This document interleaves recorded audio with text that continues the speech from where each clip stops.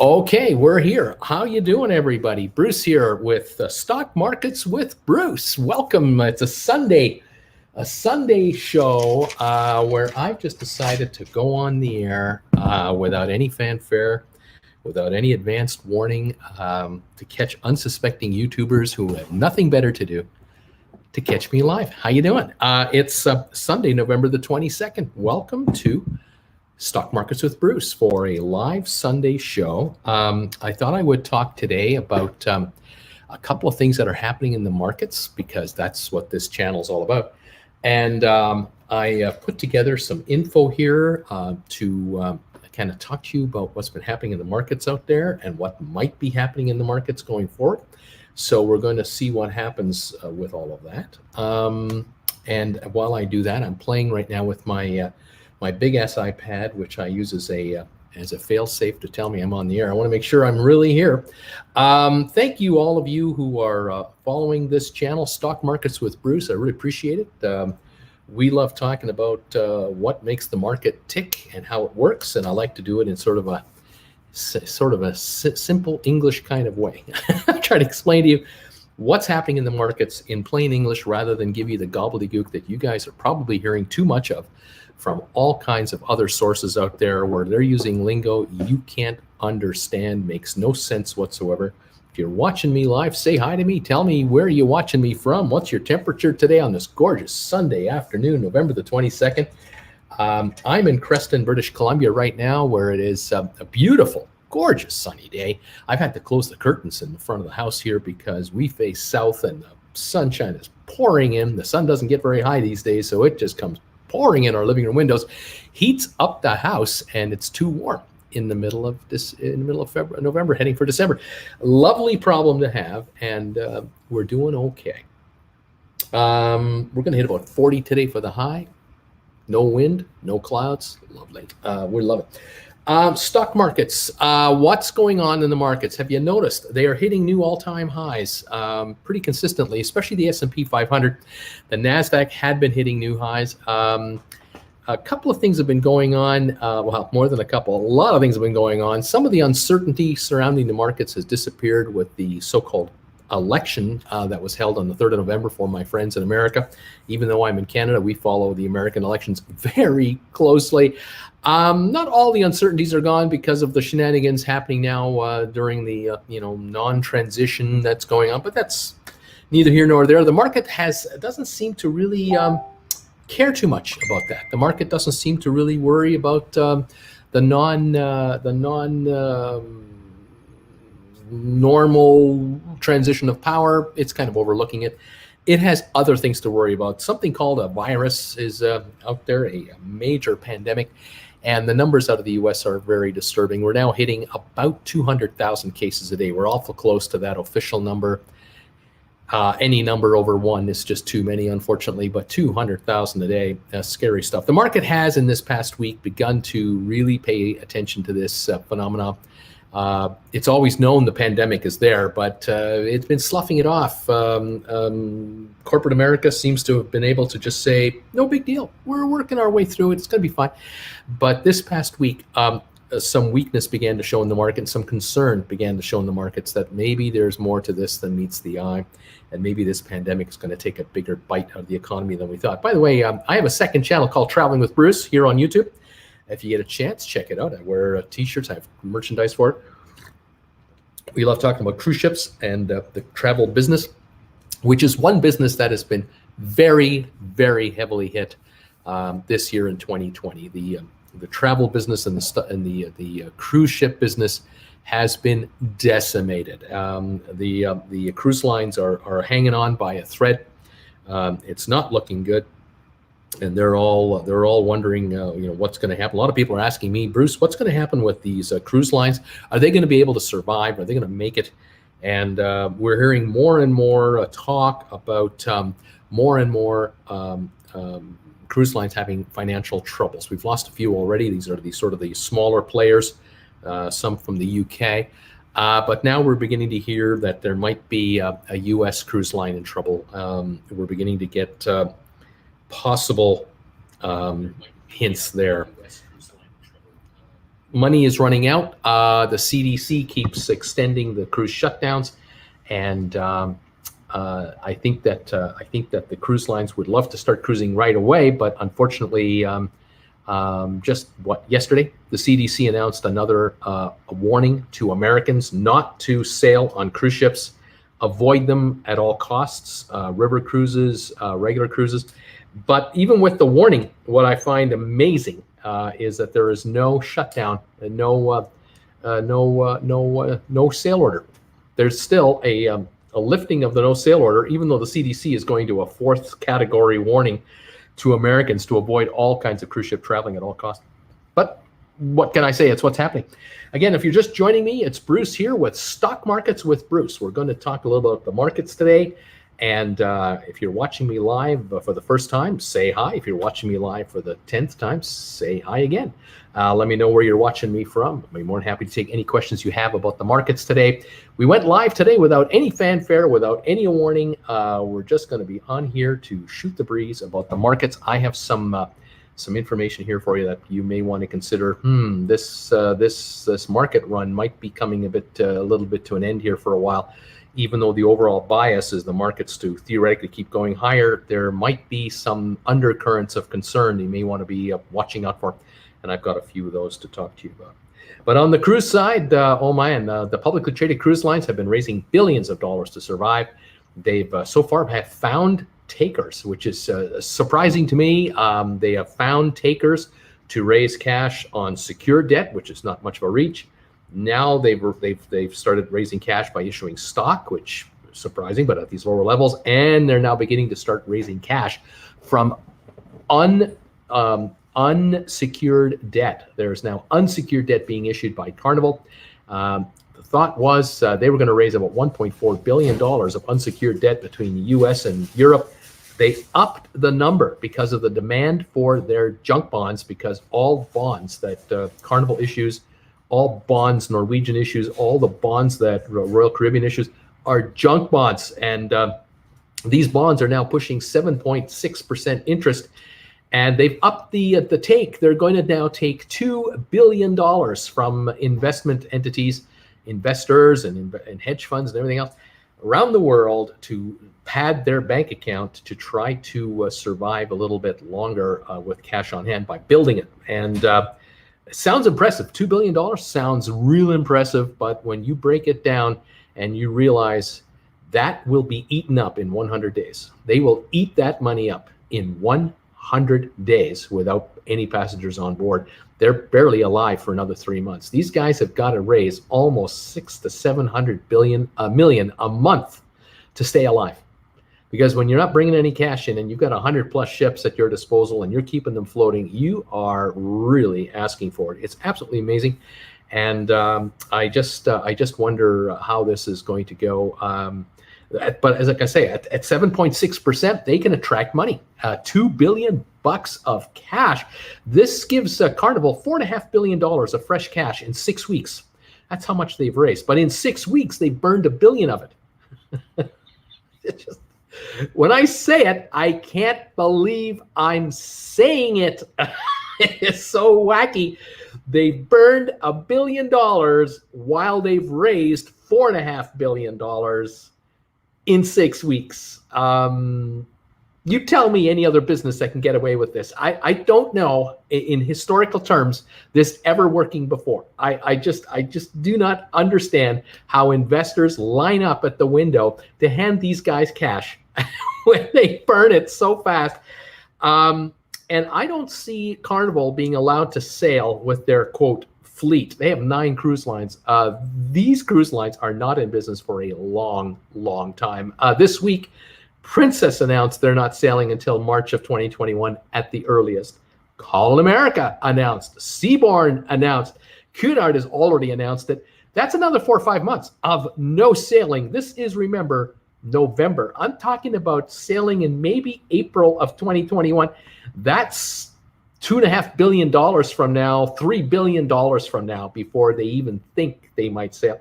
I don't see a single full-blown large cruise ship hitting the water with paying passengers until the vaccine is approved. distributed, and passengers, would-be passengers, being able to provide the CDC health authorities in the U.S., Homeland Security, Customs, whoever you want to talk about, all these federal agencies, they're going to want to know that every person on a particular cruise ship has been vaccinated. That means the crew of the ship, of course. And how do you vaccinate crew that are right now in the Philippines? They're in Indonesia, they're in India. These folks they don't have access to vaccines like North Americans will have access to vaccines. I don't see the United States of America making it a priority to allow cruise ships to vaccinate their crews on board their cruise ships before Americans are vaccinated. I don't know how that's going to happen. I could see American members of the crews. Yes, they'll get vaccinated, but there are very few Americans on board cruise ships as employees. Very, very few. So how these cruise lines are going to figure out how to get their crews vaccinated while the rest of the world, the G7, the G10, the G20 countries, they're first. They're definitely going to be, they've got the cash, they have the citizenry, they have, their laws. I don't know how a cruise line is going to be able to get their crew members vaccinated quickly before all their passengers are vaccinated. I don't know how that's going to happen. But even with that done, even with the cruise lines getting their crews vaccinated, I don't know how the cruise lines will have enough passengers vaccinated before the fall of 2021 to really think about starting to cruise. I will say, though, that it is likely that cruise ships will sail at 50% capacity. So instead of a ship with 4,000 passengers, it'll start with maybe 1,500 to 2,000 passengers. So you only have to have 1,500 to 2,000 people vaccinated, not 4,000, plus the crew of maybe up to 1,200 more. But you got to go through all these hoops and logistics. And the other question, of course, no one knows the answer to. We've heard about the effectiveness of the vaccines, upwards of 90, 95%, depending on which drug company you're listening to. But we don't know which strains of the virus these vaccines will actually be this effective for. We also don't know yet the actual population itself, what age groups are going to be the most protected by this vaccine.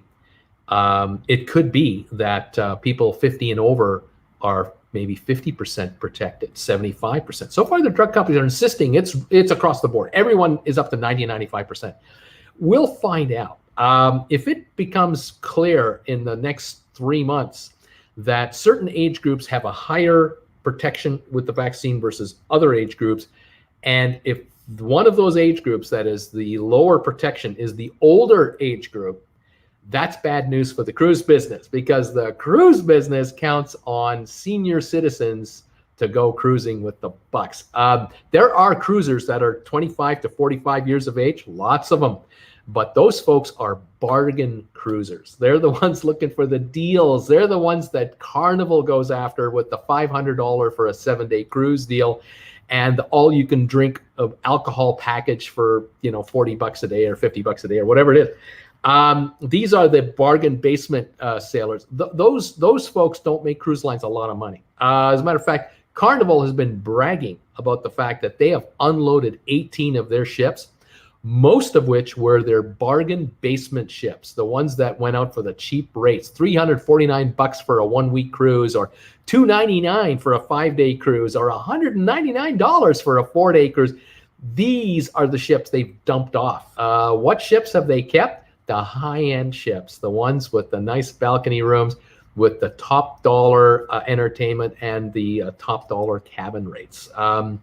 So the high-end cruise lines will survive if they can get their passengers on their ships spending cash. And the older passengers are the ones with the money. Mom and dad and grandma and grandpa are the ones you're going to see on Viking or on Seabourn or Regent 7 Seas, Celebrity, Holland America. You're going to see these, mature individuals spending the big bucks on these cruise lines.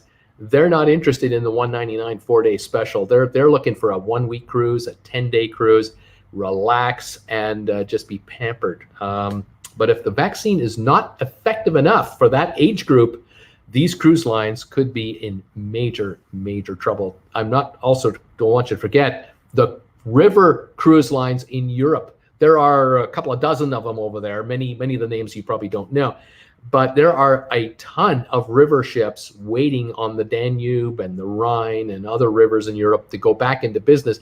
These are the vacation packages where people on board those ships are paying between $400 and $600 a day per person to be on those ships. Now you got to think, if you're a 35-year-old couple, you got 2 young kids, you can go on a river cruise with kids for 10 days. They will go snaky, mad, crazy, those children. They need those water slides. They need all those Disney characters on the Disney ships or the other characters, and they need all kinds of activities. They need running around room. River cruises are for much more elderly and mature cruisers who are looking for 5-star luxury accommodations, top-notch food, lovely alcohol, wonderful excursions on shore that are like walking around excursions, and pampering left, right, and center. Parents with children need action, action, action, and these river cruises are not for them. But there's a reason why dozens of river operators exist in Europe. The business is there, and that is the cream of the crop. That is the highest profit margin in the cruise business, going after 60-plus-year-old people, generally speaking. So back to North America, the cruise lines are possibly in big trouble if the CDC and the vaccines and the drug companies, if they're not all on the same page. And when the vaccine is ultimately distributed, if it is not effective, for the older demographic as it is for the younger, there could be issues. But again, I'm speculating. I could be wrong. It could well be that it works for the older demographic, doesn't work for the kids. I don't know. We're going to have to wait and see what's going on. Anyway, there you have it. Welcome those of you who have joined me today on this channel, Stock Markets with Bruce, catching me live. Rob Slevin is in the house. Hey, Rob, 55 degrees, rainy here in Lexington, Kentucky. Can't stay long. I'll see you tomorrow. He will join me on my Traveling with Bruce channel. Brian is here from Denmark. Hi, Bruce. Seeing your show from Denmark. I appreciate your honest insights. Thank you, Brian, for being here today. Jim Simpson. Hey, Bruce, Port St. Lucie, Florida. Right on. Welcome. Julie is here. Does anyone know what the Rocky Mountaineer is during their season? The Rocky Mountaineer is the train that runs between, or had been running between, I believe, Washington State and British Columbia and in Alberta, Canada. I do not know, and I'm not so convinced that that train will be running at all until a vaccine is in place. I think right now it's grounded. It's not running, being winter in any event. But I don't think that with the Canadian border closure and with the quarantine rules in place, I don't think the Mountaineer will be up and running until the vaccine is proven effective, and the border between Canada and the U.S. is fully functional again. That's just my take on it. I could be dead wrong on that, but I do not believe, Julie, unfortunately, I don't believe that the Rocky Mountaineer will be doing anything of serious note at this point. I want to thank all of you out there who are supporters of my 2 channels, Traveling with Bruce and Stock Markets with Bruce. These days, this channel you're watching right now is small. It's not big enough to be a monetized channel where I'm a partner with YouTube for monetization. Although you might be seeing ads while you're watching me here on rerun, you might be seeing ads. I will tell you that because I am not a partner yet on this channel, I'm not being paid for any advertising you're getting. YouTube keeps all the money for themselves. So the only way this YouTuber survives being here is from donations from my viewers like yourself. And there's a PayPal scroll running across here. A PayPal donation to this channel of any amount, 96 to 98% of any donation you make ends up coming to me, because the fees from PayPal are very low. They're just a small banking fee to handle the transaction. And I thank any and all of you who are making a donation to Stock Markets with Bruce. On Traveling with Bruce, same thing. There's a glitch in the YouTube system, which, it's just one thing after another. YouTube, a massive company owned by Google, which is even bigger, they are not paying a bunch of their creators right now because there's a glitch in their system. It's been going on since the middle of September. No one is on it. We don't know of any fix that's going on. So this YouTuber, I am not being paid for any advertising on that channel either. And so I have been surviving on PayPal donations from viewers on Traveling with Bruce as well. So it's not a lot of fun these days being a YouTuber in certain areas. If you're a YouTuber like me with 61,000 subscribers on Traveling with Bruce, it's hell on earth because we're just getting beat up by YouTube. Here on this channel, we're about to become qualified for monetization, but we don't know if we will be paid when we are qualified because, again, YouTube is so fouled up right now with how they're looking after their creators. We're throwing our hands up in the air. All I can do is just keep on going and keep bringing you content. Hopefully you enjoy it and find it interesting. And if you do, and you find it worthy enough to make a donation to this YouTuber, thank you from the bottom of my heart. I really do appreciate it. All right, stock markets with Bruce. What could trip up the stock market between now and the end of the year? The markets are running hot. They're running really well right now. What is it, here are my notes, what is it that could trip up the stock market between now and the end of the year?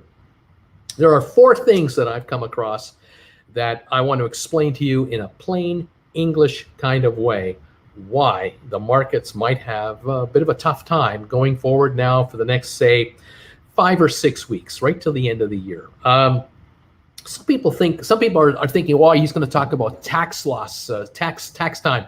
And I'm actually not. It's not a tax reason that might bring up these issues. The issues I'm going to bring up are not to do with taxes at all. Of course, they differ between countries. And so, each country has its own way of dealing with taxation matters. And I'm not really convinced that this year that the tax season will be a problem for the markets, not necessarily. But I will go into a couple. Here's number one. The number one reason that might, the number one factor, or one of the factors that might, trip up the markets between now and the end of the year, pension plan profit taking. What the heck is that? What the hell is pension plan profit taking? I mean, that's an interesting term. Here's what's happening. In the last couple of months, the equity market, the stock market, has outperformed the bond market. Now, those of you who don't even know that, there are 2 markets. There's the bond market and the stock market. There's even a third market, the currency markets, and then there's the futures markets. I guess there's 4. You can trade pork bellies and sugar and orange juice in the commodities section. You can trade currencies.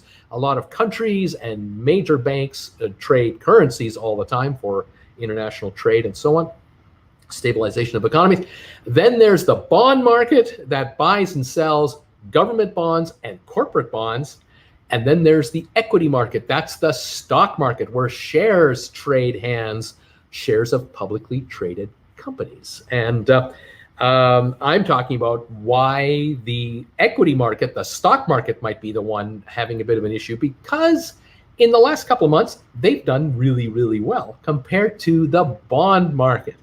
And there are a lot of funds out there, pension funds and index funds, mutual type funds, ETFs and so on, that specialize in balancing investments inside their funds between bond holdings and stock holdings. And sometimes the ratio of one versus the other goes off kilter a little bit if one either underperforms or overperforms. It all depends which one you're after.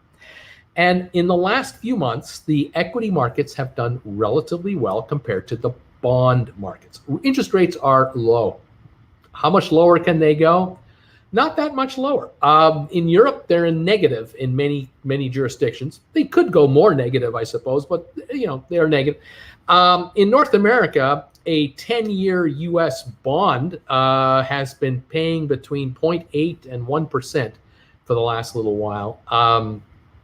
It's not going anywhere. So if you give the U.S. government money for 10 years, they will happily pay you 0.85% interest on your money, not even 1% for a decade. Now, that is why governments are borrowing money like crazy.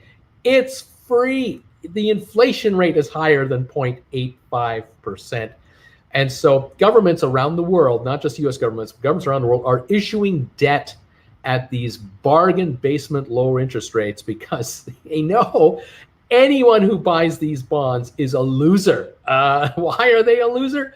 Because the only thing they're going to get back is the currency that they're buying the bond in, but they're going to lose the inflation trade. Over 10 years, the inflation rate will, even if it's only 2 to 3% a year, which is where it's been lately, the inflation will go up 2 to 3% a year for another decade, and the government only has to pay 0.85% on the money, less than the rate of inflation. Governments doing nothing will bring in more tax money every year for 10 years because tax rates are indexed, are not indexed to inflation. In other words, your tax rate might go up as you slowly get a raise from your employer. You're in a newer, higher tax bracket. Government doesn't care. They want more money from you now. And that goes towards carrying these debts, no problem at all. At the end of 10 years, they don't have to pay back the money. They never pay back the money. The government just reissues a new 10-year bond to pay off the old bond and then starts a new bond. And for the last number of years, every bond that has matured out from the last 2 to 30 years have been rolled over into the new bonds that are being issued now at very low rates. And so governments have been taking out 30-year bonds that were issued in, 30 years ago? 1990. The bonds that were issued in 1990, 91, 92, whatever they were, they're maturing out. They were paying a higher interest rate than 0.85. And government's turning around and issuing a new bond, either a 10-year or a 30-year. 30-year might be issued at 1.5%, 2%. They're paying less interest on the same money they borrowed 30 years ago for the next 10 to 30 years by just issuing new bonds today. So yeah, cash in your old 1990 bond. It's time to give it up. Or your 10-year-old bond from 2010. The interest rates in 2010 were higher than they are now. And so it might have been a 10-year bond paying 4% interest. Well, they're replacing it with a bond that's going to pay 0.85% interest. And so the governments are saving money by rolling over the old debt into new debt. And the new money they need, the extra money they need, they're issuing brand new bonds, brand new shiny bonds at 0.85 for 10-year notes. Governments love doing this. This is good. It's called good business if you're a government. Bottom line, though, is that the bonds are, like I say, they've reached a point here at 0.85%. The upside for the bonds, there isn't that much more to it. And so it's rather easy for the equity markets to outperform the bond market. And that's what's been happening lately. The stock market has been rising at a faster rate in a percentage return than the bond market has been returning money to investors. And so these index funds are now unbalanced. They're incorrectly balanced. They've got to offload stock. They've got to sell stock and turn it into cash, take that cash and put it into bonds to balance the portfolio between the one and the other. Now, it might be a 60-40 split. It might be a 75-35 split. It might be 50-50, but the imbalancing is further off. It has now got to be brought back. The rumor is, story goes, $50 to $160 billion of stock has got to be offloaded by index funds between now and the end of the year globally. It's a small amount of money when you compare it to the size of the markets, but it's still a chunk of cash that has got to come out of equities. It doesn't come out of one equity and go into another. No, you can't sell Apple shares and then buy someone else's stock and call that a rebalancing. No, you got to take the money out of whatever stocks you got, whichever stocks you want to sell. Which stocks would you sell is the question. You might sell a little of everything and just raise your cash. And then that cash has to go into the bond side, even at 0.85. It has to go in there. Just a terrible investment to make to stay balanced by year end. And so there's a lot of selling coming up from pension funds, index funds, and other funds globally into the equity markets globally. So it's not just the New York Stock Exchange or the S&P 500 or the NASDAQ or the Russell 2000. We're talking Frankfurt's markets. We're talking London's. We're talking perhaps some Beijing, some Shanghai, some Hong Kong, some Australia. There'll be global pressure on the markets globally by these entities that have to rebalance their books for the year end. So there's a little bit of pressure coming. It's not going to kill them, but it's not good. It's cash out of the markets. All right. Number 2 point, Tesla. You ever heard of that company? They make electric cars. I don't know if you know this. Um, Got some news about Tesla. By the way, Jack Wise is in the house. Welcome, Jack, from Conroe, Texas, where it's an 81-degree day today. Thank you. If anyone's watching, wherever you're watching me from, say hi to me. Love to say hi back to you. Give you a shout out. If any have any questions about the markets, let me know what your questions are. I'll try to my best to answer. Anyway, back to Tesla. Tesla makes electric cars. And this past week, the news finally came out from the S&P 500 people, the index people. The S&P 500 people have decided that the Tesla shares, the company Tesla, will be added to the S&P 500 index. It's surprising to me. I thought it would happen months ago, but they took a while, and they finally came around to it. Tesla will now be added to the S&P 500. Good news for Tesla. Good news for the S&P 500, maybe. Could it be bad news for investors? Yes. Now, why is that? Why would Tesla being added to the S&P 500 be a bad thing for the markets? I'll tell you why. By the way, Howard Green, welcome to the show. A rainy Sunday in Long Island. Thank you, Howard, for being here. Appreciate it. Got about 26 of you here. A few of you said hi to me. Appreciate that, guys. Thanks for, if anyone, you can give me a thumbs up on this show. That would help too. I appreciate it. All right. Tesla. The market capitalization of Tesla is $464 billion. What is a market capitalization, you might be asking me? You take all the shares outstanding that Tesla has issued to the investors, multiply it by the closing price of the stock, and you come up with a dollar figure. $464 billion is what all the shares of Tesla are worth right now. All right. Stock goes up 10%. That number goes up 10%. Stock goes down 10%. That number goes down 10%. All stocks have a market cap of something. The number one market cap company in the world is likely Apple. Amazon is up there. Google is up there. These are the biggest machine companies, period. Well over $1 trillion, if not towards $2 trillion. But Tesla's market cap is $464 billion. All right. Here's what has to happen. The shares of Tesla will officially be added into the S&P 500 shortly, like in the next week or so. They announced it last week, but the official day that they're into the index is coming up. And this means a whole bunch of changes have to happen for a bunch of index funds out there. There are mutual funds that exist, and ETFs that exist, and there are hedge fund managers who trade the markets, and they like to mirror the performance of the markets by operating what are known as index funds. And an index fund is made up of a proportionate number of shares of the shares inside an index. If it's the Dow 30 Industrials, there are 30 companies that make up the Dow 30. You have to have you have to have so many shares of all of the Dow 30 stocks in your index fund. And so if the Dow goes up 5%, your index fund goes up 5%. It mirrors the performance of the Dow. Well, on the S&P 500, you have to have 500 shares in your index fund to mirror the performance of the S&P 500. Okay? Well, when you take a company that has $464 billion of value coming into the fund, one stock comes out, this one goes in, whoever is coming out is not worth $484 billion. It's much, much less. It might be worth $5 billion, $10 billion. All of a sudden, you've got a massive elephant entering the playpen. And if you want to own a percentage of that playpen and have a fund match the performance of the playpen, you got to buy a bunch of Tesla stock.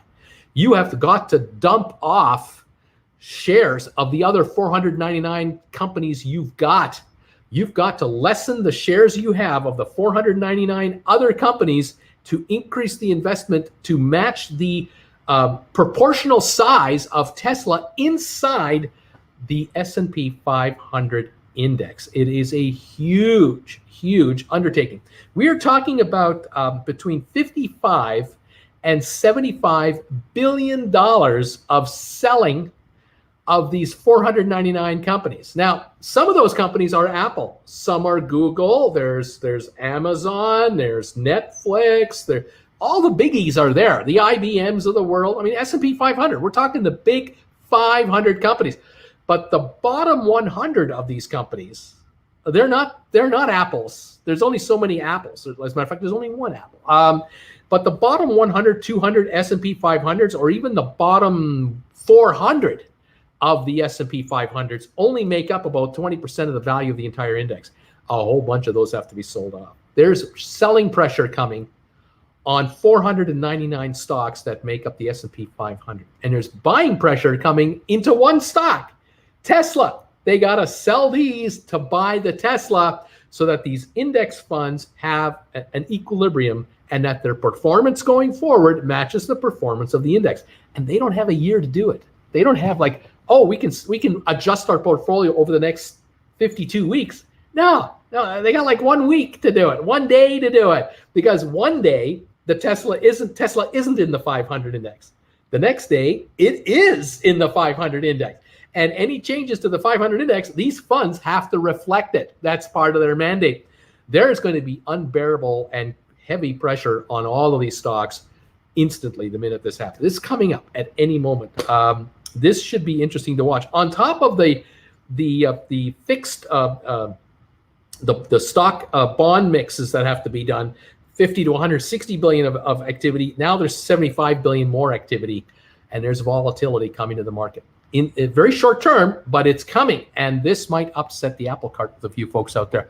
Colleen Sachs is here. Due to the pandemic and a large drop in the value of the IRA that I inherited, the government waived the minimum withdrawal requirement for 2020.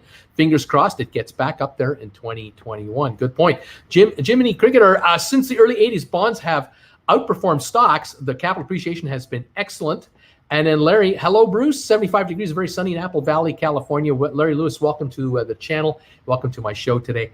I appreciate you being here. I appreciate all of you who are here today, catching up with me. Say hi to me if you like. I'd love to say hi back to you. All right, well, those are the first two things that are going to affect the markets. Pension plan profit taking, with the balanced mutual funds having to offload a bunch of stock to rebalance their bond holdings versus their stock holdings, and Tesla being added to the S&P 500 is a big disruptor. It's a huge disruptor. Number three reason why there might be a hiccup in the market between now and the end of the year, the new stock supply. This has been an accumulative thing. This isn't like happening overnight. This has been going on all year long, the new stock supply. What I mean by that is when a company goes to the markets to raise cash, let's say it's already publicly traded, like say Carnival, for example. Carnival Cruise Lines, publicly traded company. They needed to raise cash. They're always looking to raise cash right now. Well, they raised $1.5 billion from the stock market by issuing stock from their treasury. They wanted to issue stock from their treasury to raise cash to survive a little longer. Well, they had to create or print certificates from their treasury. This is all, in theory, it's all electronically done now.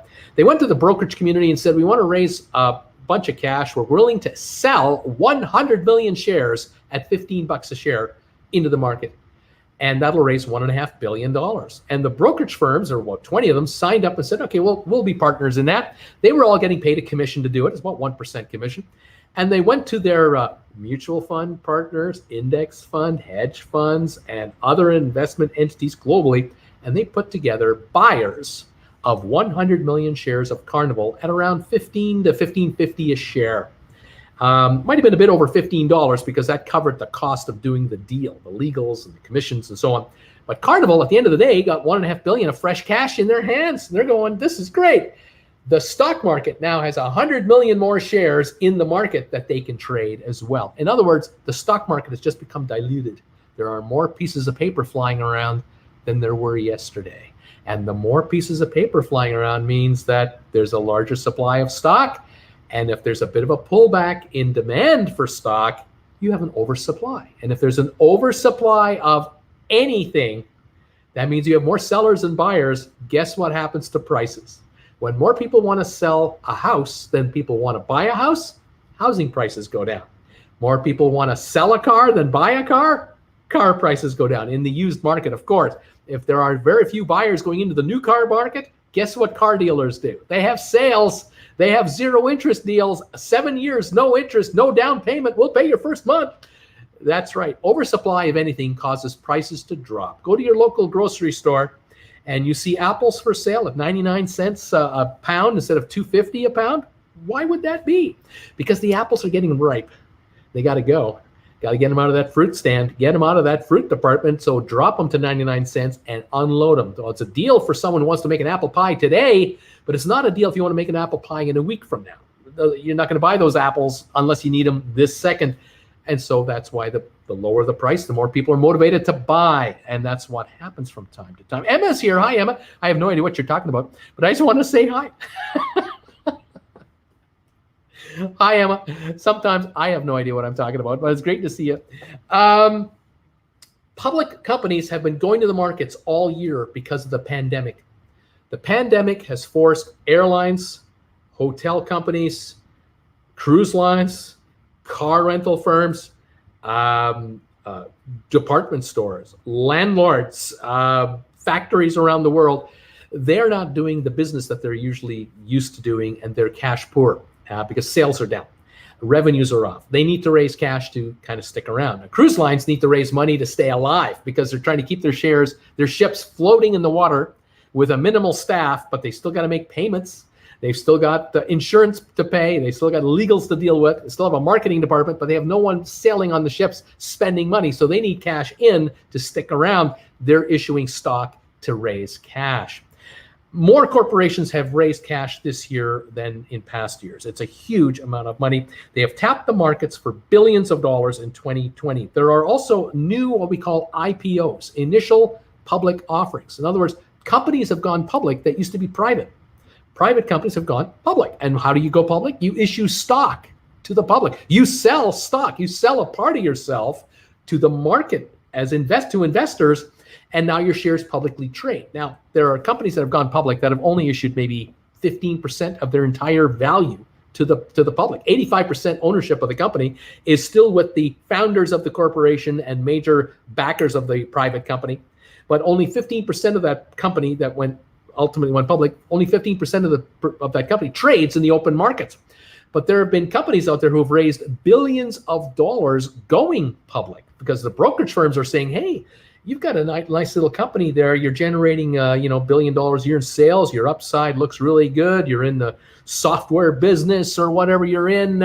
Why don't we help you go public? We'll raise $3 billion by only issuing 15% of your company for sale. Well, they're sitting there going, well, as a private company, we're only worth $10 billion. But as a public company, we could be worth more like $50 billion. And all we have to do is sell 15% of our ownership of the company to the public at large, bring in all this cash to expand our business and make us more valuable. Because if we can put $3 billion into our company to grow our product line and reach more consumers and what have you, a year or two down the road, we might be worth $100 billion. That's the whole point of growth. And so the markets have been offering public companies all kinds of cash because, again, where else can the cash go? You got a bunch of cash for investors. Do you want to put it into the bond market and get 0.85% interest, less than 1% interest on your money? Or do you want to use some of that cash, not all of it, but a portion, into startups, new companies that show unbelievable upside potential over the next 5 to 10 years? You get a good investment that you put $20 million into out of the billions you manage. You put $20 million into this company. It does well by going public. The company does well, and the shares go up to $100 billion in value. You've just made an $80 million profit for your pension fund buying into this small startup entity. That's the name of the game, why companies go public and why people want to invest in new startups. There's something known as new SPACs. The SPAC''S. There are new companies called SPACs. What the heck is an SPAC or SPACs? A lot of brokerage firms are talking about SPACs out there. A SPAC is known as a special purpose acquisition company. In effect, rather than taking a company public, what entrepreneurs are doing, what investment firms are doing with backing, there are entrepreneurs out there who are raising $10 billion in cash, in a pot of money, and they're putting that money into a corporation, brand new corporation, has no business, it has no factory, no nothing, it has no employees. It's a corporation that has now got $5 billion or $10 billion cash in it. That company goes public, at $10 a share with the backing of the brokerage firms. The company is now a publicly traded company at $10 a share. Investors have 10, 20, 15, whatever, billions of dollars in there, lots of money. That company, that public company, is now looking for a private company to buy. But the purchase is going to be what's called a reverse takeover. For example, somebody wants to buy a company that makes potato chips. The company is worth $3 billion as a public company, or a private company, $10 billion as a private company. The company would like to raise money and go public. Here's a public company that's got cash, that needs a company, needs a business. This company approaches this company. The two talk to each other and they make a deal. And the private company is sold into the public company. The public company issues stock certificates from its treasury to the holders of all the stock of the private company. Could be a family firm, could be a bunch of investment entities that have created capital to build this little food company up. And by the time it's all said and done, this new public company changes its name to the food company. And the food company owns 85% of all the stock that's out there. And 15% of the stock that's out there is from those investors that put those billions of dollars into the public company with no business in it. So now they own 15% of a brand new public company that is a food company. The food company now gets to use that $5 billion of cash for their business. And the plan is to grow the food company into a much larger entity. And it's all a public entity now, except that the 85% of the shareholders are again, the founders of the company. They may or may not trade their shares in the open market. They likely won't. They'll likely just keep their stock and hold it like they've always held their stock in a private company, now a public company. And now they're getting their paychecks paid for by a publicly traded company rather than a privately traded company. And they're well funded. But being public allows you to go back to the markets. They might go back to the market a year from now and say, we want to raise a couple of $1 billion because we're going to take over a small regional food company that's over here, private company. We're going to bring them into our company. So we're going to raise money, buy those guys, and just add them to our entity. And in effect, the public company gets bigger and bigger and bigger as it grows itself by acquisitions. That can be done, or organic growth, or both. SPACs. SPACs are incredibly popular. One of the big SPACs that went public was DraftKings, the betting company. The betting company was based, I believe, in Boston, Massachusetts. They went public by doing a reverse takeover of an existing SPAC, and they called it DraftKings. And DraftKings is becoming one of the biggest online betting companies in the world. They've got all kinds of interests in all kinds of states in the US. They're global and they're expanding. They've got the cash to continue to expand because they've raised a lot of money from investors when they first rolled themselves into this company, and they've done subsequent offerings since. The shares are trading at the $45 mark, even though they went public at $10 a share. Everyone who bought at 10 is happy because, wow, we bought this existing private company that's on a roll. And since we've taken them on and added cash on top, everyone's a winner because the stock's into the 40s now, and the company is growing leaps and bounds. Well, more and more paper is available to trade. All those shares now in DraftKings and in dozens and hundreds of others of private companies that have gone public, there's a higher amount of stock paper trading in the equity markets. The equity markets have risen in value as far as their indexes have gone. The S&P 500 index has gone up. The Dow has gone up. But there's a lot more paper out there than there used to be paper out there. And so, yes, there's a lot more money in the market, but there's a lot more paper for the money out there as well. And everything reacts on a supply-demand rotation basis. If people need to take money out of the markets, they have to sell something. What's the first thing you're going to sell? Likely, you might sell what you're winning on the most. Maybe you're going to take profits on your best trade, the best stock position you have, whether you're an individual or you're an investment fund or a mutual fund or whatever you are, you're going to want to sell. If you're in the insurance business, you write policies for investors, you've got all these insurance premiums coming in, all this cash from thousands of customers, and you deal with claims from time to time. But you have a lot more money in your hands than you need right now for claims and for expenses. That money has to be put to work. These entities, these huge insurance companies that insure everything you can imagine, our homes, our autos, the factories that are out there, public companies, businesses, everybody has insurance, liability insurance, fire insurance, theft insurance, you name it, business interruption insurance, travel insurance. This is a big business, multi, if not trillions of dollars. These dollars that have come in from premiums are put to work, and they're put to work in index funds. They're put to work inside mutual funds. They're put to work inside investments. And so these entities have investments in the stock market as well. There are dollars in the equity markets from all kinds of sources around the globe in all kinds of businesses. Again, once people need to take money out of the market, for whatever reason they need to get money out of the market, they got to sell something. Someone has to buy it in order to get out, because companies don't buy their own stock back from individual investors. There are occasions where companies buy their own stock back, but not this year. Maybe up until 2019 they did it. They had excess cash. They would buy some of their shares back because they felt the shares were too low in the market, and they would just retire the shares back into their treasury, and they would just disappear, and the market would have fewer shares outstanding. But all this year in 2020, there are many, many, many more shares outstanding than there have ever been before, and there's more coming because this pandemic isn't over. And every airline needs billions of dollars of cash.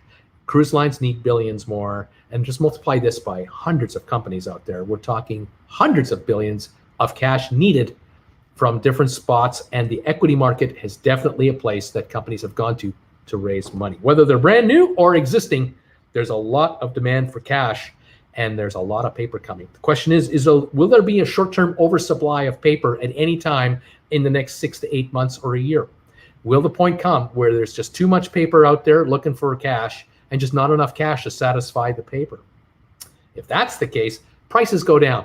What goes down in value? Stocks go down in value, which means indexes go down in value. And when indexes go down in value, people start pulling their money out of the stock market because their investments are going down in value. They want out. And when everybody wants out and nobody wants in, you got a market crash or a serious correction. That's how stock markets work. Buyers, more sellers. What is the story today at this moment in time? Number 4, the last point I'll mention about could there be a glitch? Markets are at all-time highs. The amount of cash that is in the market is at an all-time high. All time. This has never been reached before. Interesting little statistic out of the New York Stock Exchange. The folks at the New York Stock Exchange, where thousands of companies trade, they measure all the time the various indices and the trends that are going on, and they've come up with an interesting little statistic that right now there are fewer shares shorted than in the past 6 years. What does that mean? Here it is. When a company is publicly traded, as an investor, you as an individual, or whether you manage a mutual fund or a hedge fund or an index fund or you manage money on behalf of people, you can decide which way you think the market is going to go. You think the market's going to go up, you buy stock in the companies you think that'll do the best. If you think the markets are going to go down, you can sell stock in the companies that you think will do the worst. But wait a minute. If I own stock and a company doesn't look good to me, I can just sell that stock. Is that what you mean? No, I don't mean that at all. You might be sitting on $5 million of cash as an investor, and you're looking out there going, I don't like that company. There's a company out there, I don't like the way that company is performing. I don't like the price of the shares. I think they're way too high. I think the company's going to have more problems than going forward. I think the shares might come down in value. How can you take advantage of a company where you think the shares might go down in value? You short the stock. In other words, you sell stock you haven't got. In other words, you go negative on stock to eventually buy the shares back to break even on the position. But what you sold them for and what you bought them for are two different numbers. You sold them for $80 a share and you bought them for $60 a share. That's a $20 gain for you because you sold them at 80, you're buying them at 60, that $20 is yours. If you bought them at 80 and they went to 100 and you sold them at 100, you made $20. But if you bought them at 80 and they went down to 60, you lost $20. There's winners and losers no matter which way the markets go all the time. But there are more people who buy stock here and want to sell it here. They are buying low to sell higher. That's what most people think in their brains. They want to buy here and sell here. But there are contrarians out there, professionals who really know their stuff, and they go, if a stock goes too high too fast, it could come back down here. And why don't we take advantage of that spread by selling here and buying it here later? It could be later today, could be later tomorrow, could be next week, could be next month, could be next year. Because there are brokerage firms out there that will lend you the stock so you can short the stock and buy it back at a lower price. Well, when the New York Stock Exchange reports that the amount of shares that have been shorted from all New York Stock Exchange companies is at the lowest level in 6 years, that on the one hand is a very bullish indicator, very positive for the markets, because in one sense, the market goes, well, everyone feels positive about what's going on. Very few people are shorting stock. They don't think the shares are going down in price. Yep, that's one thing.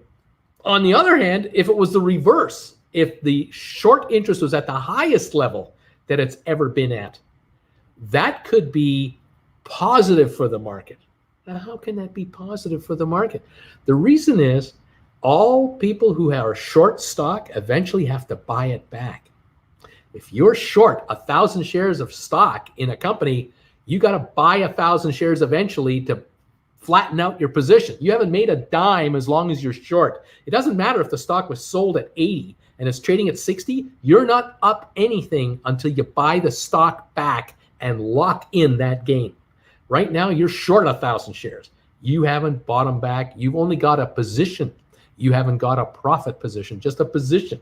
It looks good, but you can't spend that money. That $20 gain is not in your pocket. When the market is at an all-time high of short positions, the analysts out there are going, wow, there are hundreds of millions of shares shorted on all kinds of companies out there. There's a lot of buying that has to come in. A lot of buying will have to come in to cover those short positions. But when the short positions are way down here in numbers, when they're at the lowest level for 6 years, there's not a lot of buying power out there to cover those short positions. That's bad news for the market, not good news. On the one hand, it sounds good because very few people are negative, but there's no demand for paper to cover the short positions. There hardly are any.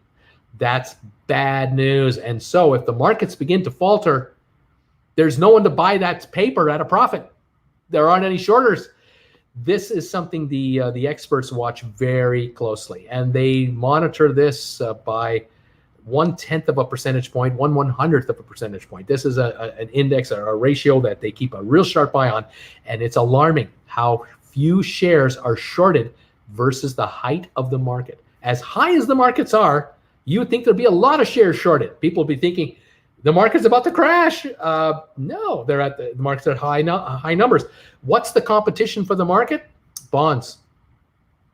And if bonds only pay 0.85% interest on a 10-year bond, that's not a lot of competition against the stock that's rising 5% a week, a month, even a year. If a stock goes up 10% in a year and the bond only gives you 1% in the year, it's a 10-to-1 ratio where the shareholders are winning over the bond investors. And that's why the markets have done what they've done. However, when it turns quickly. Because when markets go down, they go down sharply. When markets go up, they go up slowly.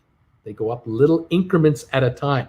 When a crash happens, it happens very suddenly, very brutally, sometimes without warning, and it catches a lot of people with their pants down. Let me show you an example of what I'm talking about. I'm going to pop up here a chart of the Dow Jones Industrial Index for the last year or so.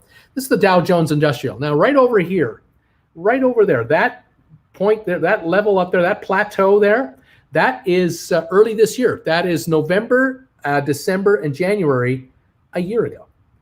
This point from here, that cliff you're looking at, that cliff was the market dropping from about 29,300 on the Dow Jones Industrial to about 19,100. That was a 1/3 drop in the value of all Dow 30 stocks in about a month. Let me give that a little closer to you. Look at March. Look at March right there. That is right there, March. From here, let me get that right there. My thumb here. From here to here, 4 weeks, 30% drop in the market.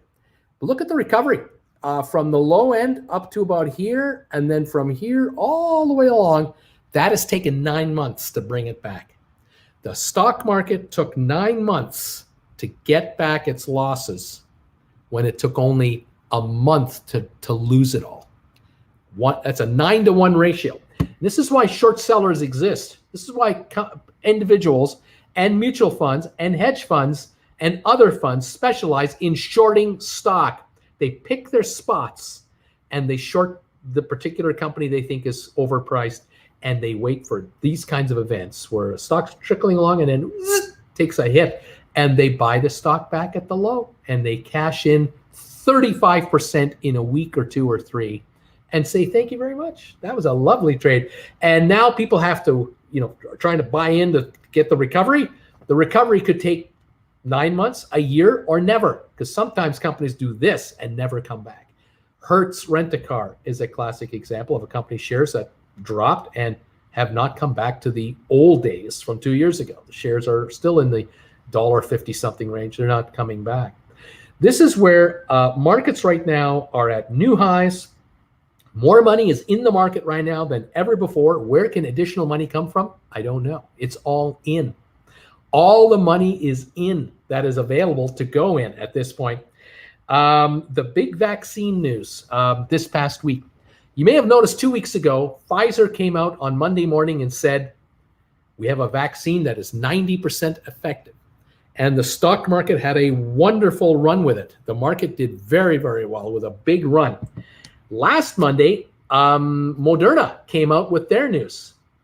95% effective for our vaccine. The market's had a bit of a pop, but for the rest of the week, it lost 2% of its value.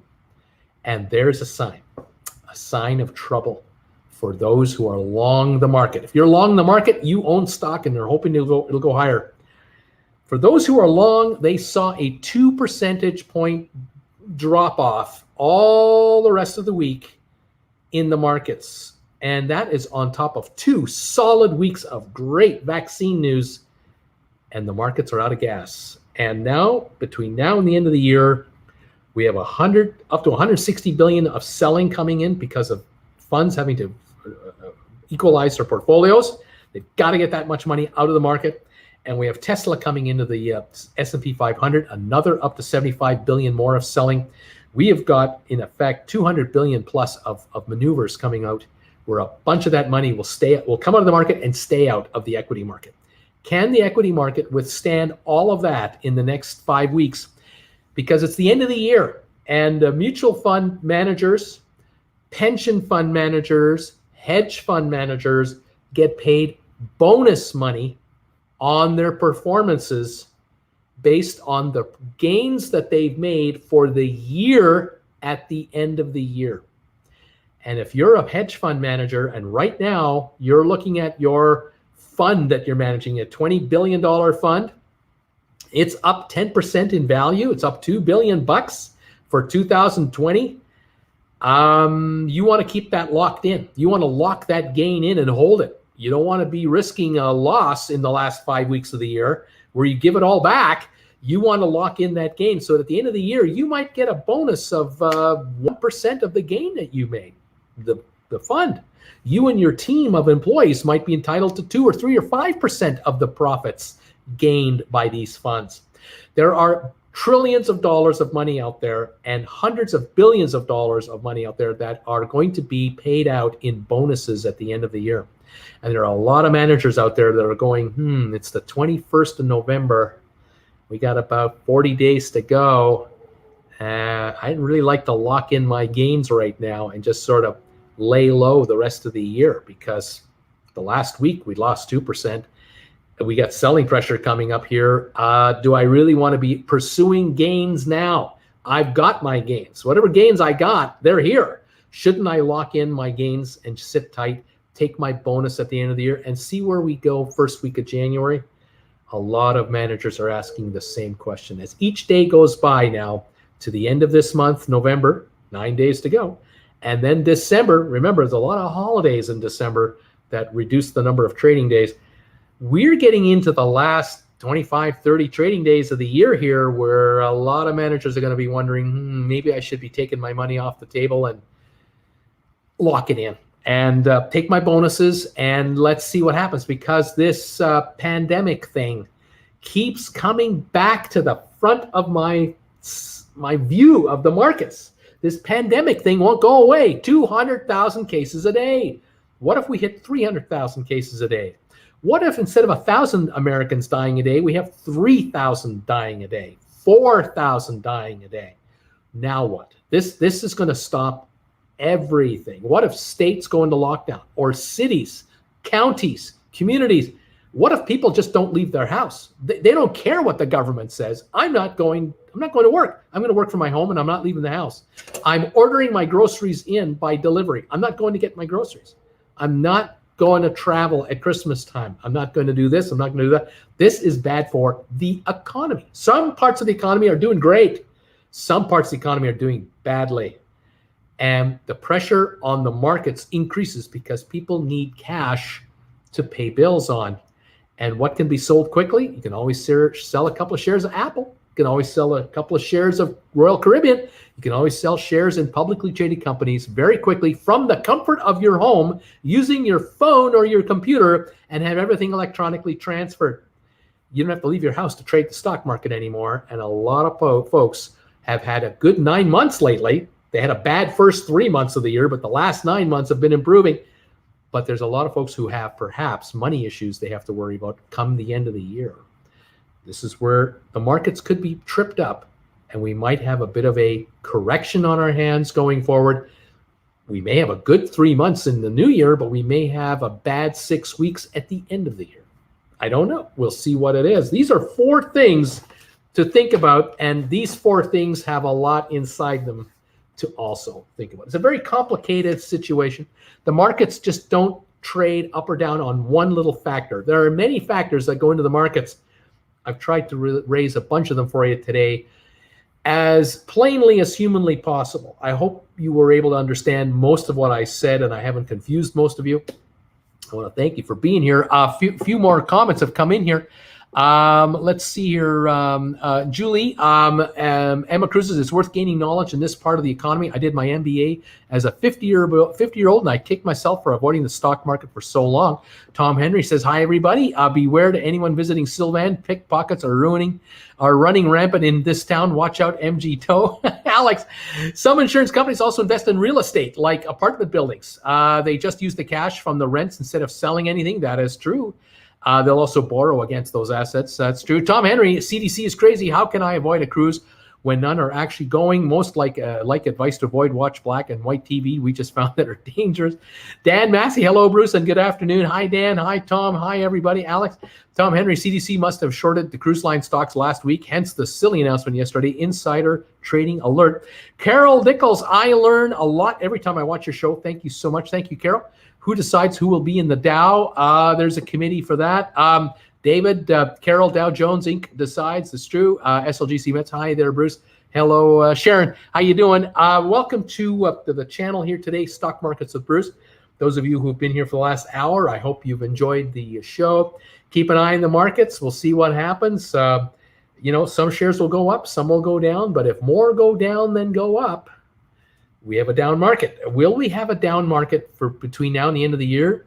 There are indications that say so, but the markets defy logic sometimes. We don't know. Carol Nichols, David, thank you. Hi, Carol, and thank you. Cheers to all of you who watch me on Traveling with Bruce, who watch me here on Stock Markets with Bruce. I really appreciate you all being here. I hope you enjoyed today's little presentation. Thank you all of you out there who support my 2 channels by doing this here, going to my PayPal account, making donations to that. I do appreciate it very much. It all comes in handy every day of the week. You can make a donation anytime, day or night, to this gentleman's cause if you ever see fit to do so. Okay, thank you all. That's it for today, Sunday, November the 22nd, 2020. We'll see how the markets do this week. Keep an eye on my Stock Markets with Bruce channel. Tomorrow, I will be live twice, 7 o'clock Eastern time for sponsor members of that channel, and 8 o'clock for all followers of Traveling with Bruce. Come on by, say hi to me tomorrow at 8 in the evening Eastern time, where we will talk about the travel game from the cruise ships and everything else. Thank you, all of you, for popping by. Carol, thank you. Sharon, David, Tom, Alex, all of you are here. Appreciate you saying hi to me. Rebecca saying thanks for the update. Colleen, great information. Thank you, Bruce. Thank you, guys. I'm out of here. I'm going to relax and watch some more NFL football.